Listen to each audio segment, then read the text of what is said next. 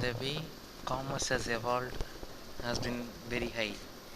If we had taken into consideration the way that commerce has evolved, first of all, there was the normal commerce where transactions were happening via barter trading system and other conventional way of commerce.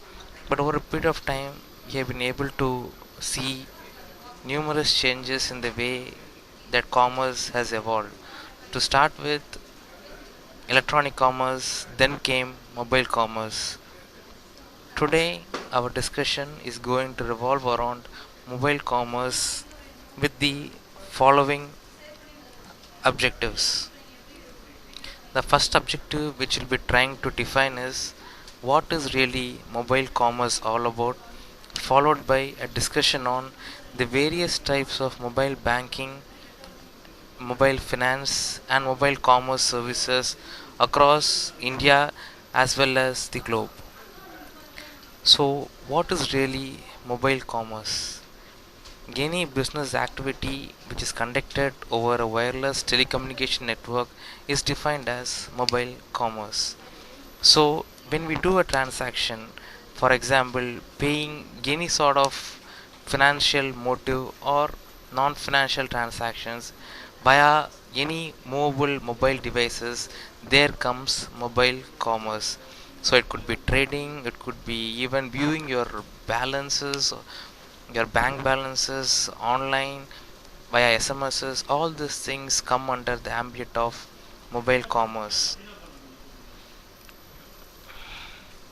Then we have a wireless environment which is created, and this wireless environment has various dimensions.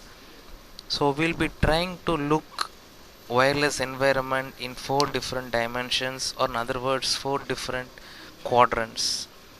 And these four different quadrants, we have mobile, fixed, and wired and wireless. So to look into a combination, for example, when we have a environment which is mobile at the same time wired, they come under a scenario which is called as a laptop computer or a PDA, that is your personal digital assistant.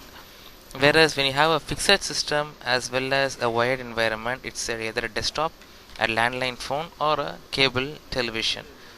And similarly, when you look into the wireless environment, we have cellular phones, Blackberries, smartphones nowadays, your D2H televisions, radios, and commercial radios. So, how does commerce get shape in all these things? First of all, we had the olden days scenario where we had a pager to receive SMSs.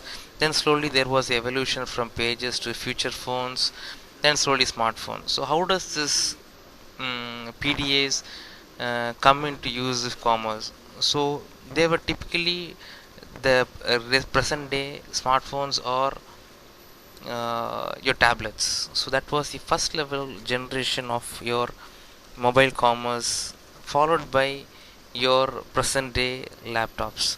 So what is the organization or the company defines as mobile is when you have a laptop which is less than 2 pounds, that is almost close to 1 kilogram, then we call it a mobile device.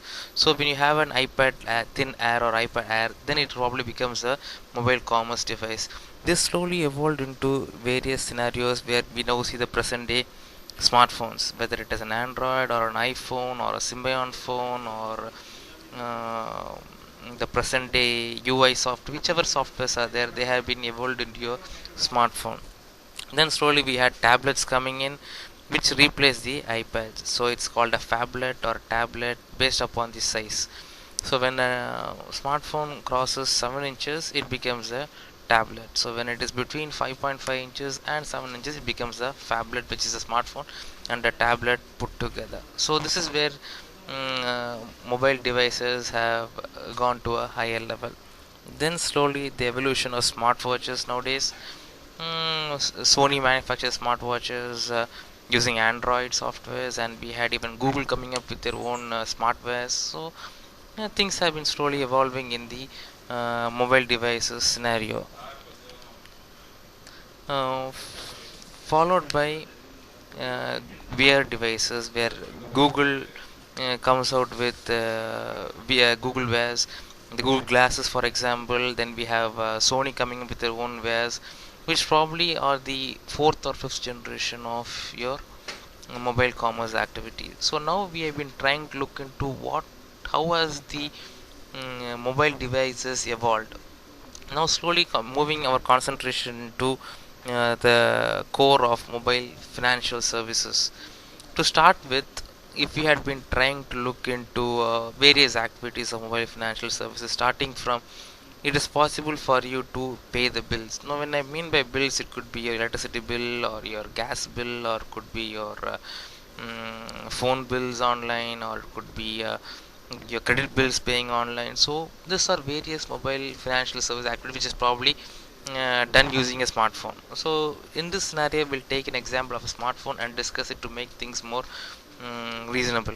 So, viewing statements. Now, viewing statements, you have various banks which have their own apps.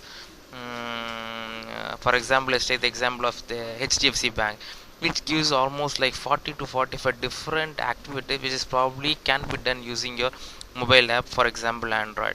Viewing statements or doing fund transfers, generating PIN numbers for your debit card or credit card, viewing your balance online, bill paying. Uh, it has been an evolution which has been carried out.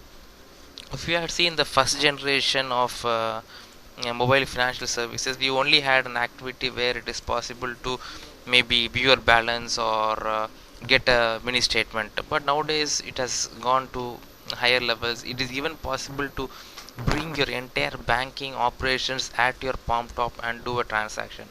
So the time which you spend at a bank or the time which you spend in a financial office is normally reduced.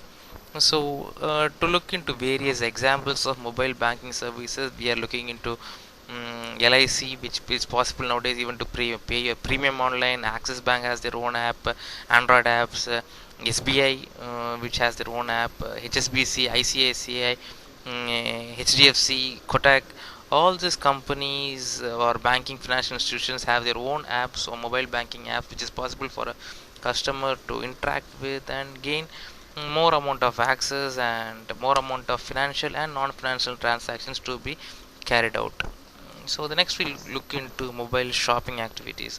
What are the things which can be done with the help of a mobile online?